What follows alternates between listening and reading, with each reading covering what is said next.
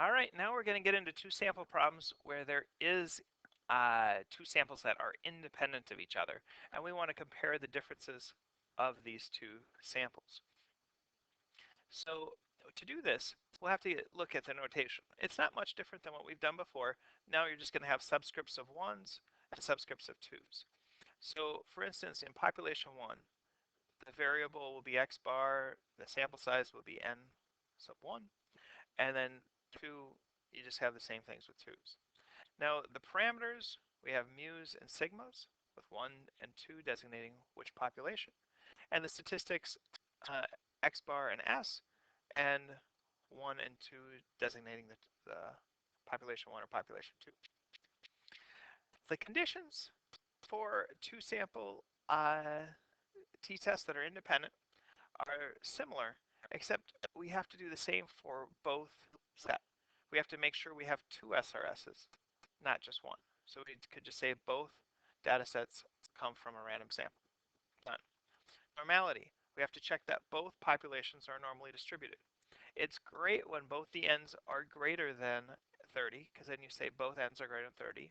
We can assume an approximately normal distribution. If they are less than 30, we have to check to see if there's no strong outliers. Now, these are what we call more robust, meaning a little bit of skewness is not going to make us deviate from a normal distribution. But we do have to check them. If we're under 30, we need to graph it and check to see that there's no strong outliers. Independence. There's something new in this. We need to check to see that the samples are independent, meaning one sample doesn't have influence on another. Paired observations, like we did in previous things, violate independence. Now, we assume independence if they are randomly allocated. This is the new thing. So if we do an experiment where we randomly allocate our treatments or our subjects to a control and treatment, that is enough to say that those are independent.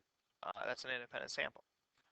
Or if you're not doing that and you sample without replacement from two distinct populations, we have to check that n is greater than 10 times little n for both populations. Now, the formula in our calculations, we have a t-distribution that looks like this. So our null hypothesis is pretty much always mean 1 is equal to mean 2.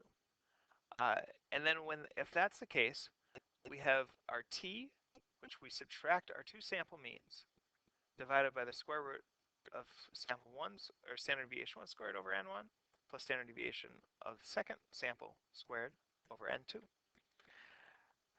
This is not something to memorize. It's given to you on the test, but this is something that we'll need. Degree of freedom is n minus, or degree of freedom actually changes. There's two ways to do it, and I'll talk about that later. All right, we're done with video 1, or this video.